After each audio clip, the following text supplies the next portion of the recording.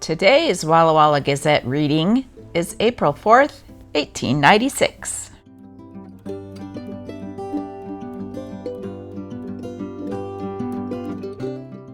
Sullivan and Paddy Ryan, seen in a 3-round sparring exhibition at the Opera House. The Wicklow Postman is a very fair 4-act Irish melodrama, in which the prison scene and the real cockfight were varieties from the regular scenes in similar plays. Built for the gallery, it was greeted with frequent applause Saturday evening from the upper circles, while the lower floor, which was not very well filled, was pleasantly entertained by Eugene O'Rourke and his company. Mr. O'Rourke sings and dances gracefully, and his manner and method as a stage Irishman are modern and pleasing. The afterpiece was a 3-round sparring exhibition by 2 gentlemen whose names have been familiar to many hundreds. Paddy Ryan, ex-champion heavyweight of America, and John L. Sullivan, ex-champion of the world. They sparred amicably while the audience looked at the 2 large and renowned pugilists. A Gazette reporter called on the noted athletes at the Simon House. A curious crowd of nearly 200 persons surged against the windows of the hotel to get a peep at the celebrities. Paddy Ryan was the easier found and the more approachable of the 2. He is a large man of 43 years of age and weighs 230 pounds. Although his flesh appears very solid, he says that when he works himself down to fighting trim, he weighs but 190. Ryan looks as though he has had more temperate in his habits than does Sullivan, and his mentality is more marked as predominating over the physical man than in the other fighter. Ryan's clear skin indicates that he is a man of active temperament and good circulation. Just at this point, the interview was interrupted by a drunken Irishman who approached Mr. Ryan very familiarly with the remark, "Well, Ryan, how do you do? I'm a Paddy myself, and I like the look o' ye. Gad, but I came in from my ranch to see ye, and to see ye fight." The fellow kept up this strain for some minutes, Mr. Ryan paying no attention to him. He then addressed himself to the reporter, who also gave him the cold shoulder. The insolence of Paddy and the disturbance he created finally caused his ejection by the hotel man. Mr. Sullivan spent the most of his time while in this city in his room with his wife, who is making this last tour of the continent with him. The couple have no children living, the 3 coming into the household having died. If you like my channel, please subscribe.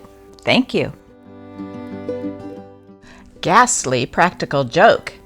That was a ghastly joke that was played on Dr. Crop on April Fool's Day.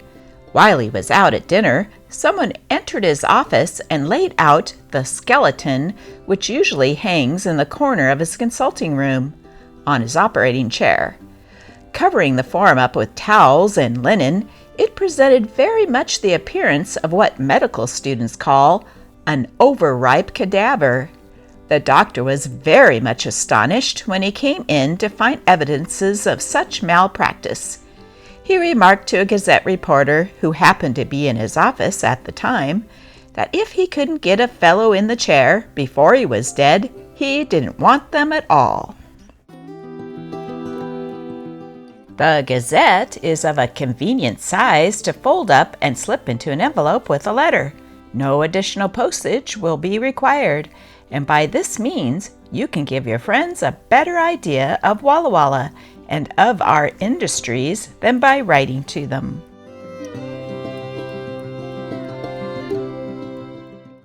An order has come from the government instructing the postmaster to close the general delivery windows at 6 o'clock. It seems that this is a regulation which has been in force for some time, but which has never been observed here. It is understood that this was brought about by the friends of Mrs. Sheets, the hard-working lady clerk. Trial of Hurrah's brothers, prominent butchers, accused of cattle stealing. Cows and cowpunchers were up for consideration in Justice Nixon's court Tuesday, and several good-sized sensations were sprung, it having been announced that the Hurrah's brothers would be examined on the charge of butchering stolen cattle. A considerable crowd was in attendance to witness the proceedings.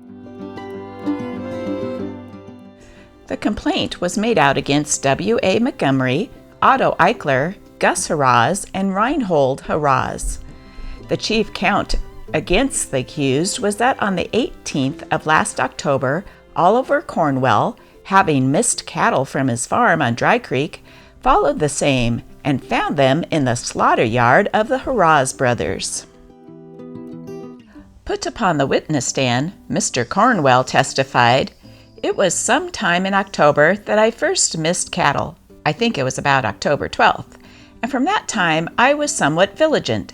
I think it was on the 19th of October I missed 3 head of stock that were in the pasture the previous evening, and I followed the tracks from the pasture gate to Hurrah's brothers' slaughterhouse, where I found 2 steers of mine. I had met one of the steers on the road down. I noticed some heads and hides of cattle burning in the corral. I left the cattle there and came to town and notified the sheriff.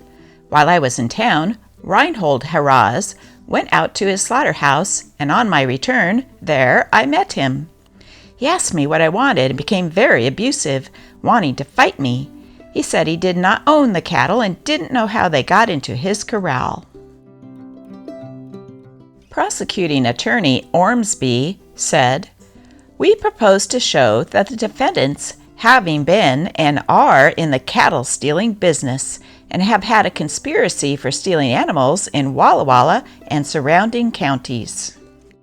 He then called a witness named Monks to the stand. Monks stated that Eichler had asked him one day in Walla Walla what he was doing, to which he replied that he was out of work at present.